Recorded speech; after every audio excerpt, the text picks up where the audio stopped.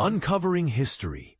4 shipwrecks discovered in Brunswick County. Imagine diving into the waters of Brunswick County, North Carolina, and uncovering not just 1, but 4 shipwrecks that whisper tales of the past. This isn't just any discovery. It's a window into the colonial era, revealing secrets that have been hidden beneath the waves for centuries. But here's where it gets truly fascinating. One of these shipwrecks might be La Fortuna, a Spanish privateer from Cuba that met its demise near Brunswick town in 1748.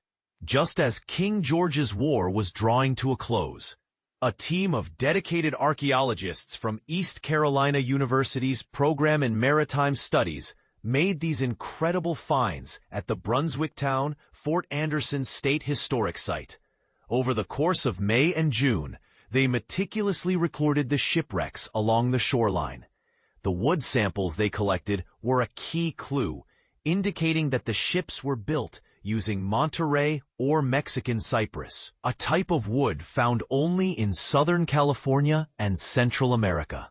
This suggests that the shipbuilders of the 18th century were sourcing materials from the Spanish Caribbean colonies, a practice that reveals much about the trade networks of the time. One of the most intriguing discoveries is the wreck that might be La Fortuna. Back in 1985, a diver named Denison Breese found an 18th century cannon near the site, which is believed to have come from this very ship. While the identity of the wreck is still being confirmed, the other 3 shipwrecks offer their own stories. One appears to have been used for land reclamation at the waterfront, another could be a colonial flatboat, and the third remains a mystery waiting to be solved.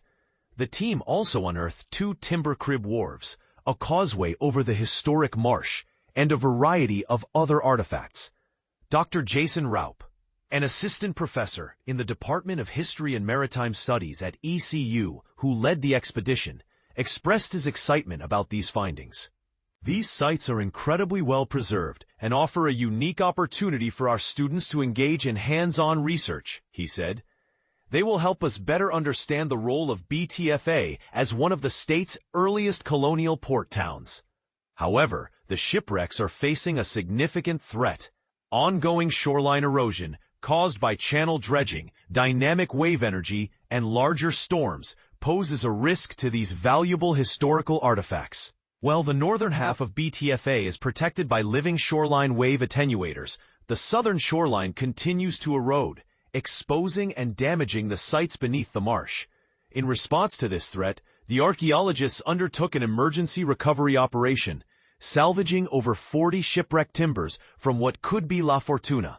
These timbers were safely transferred to the NC Office of State Archaeology's Queen Anne's Revenge Conservation Laboratory at ECU's West Research Campus in Greenville for storage and conservation. The successful recovery of these shipwrecks and the documentation of heritage at risk at a nationally significant historic site highlight the importance of collaborative efforts in preserving our maritime history.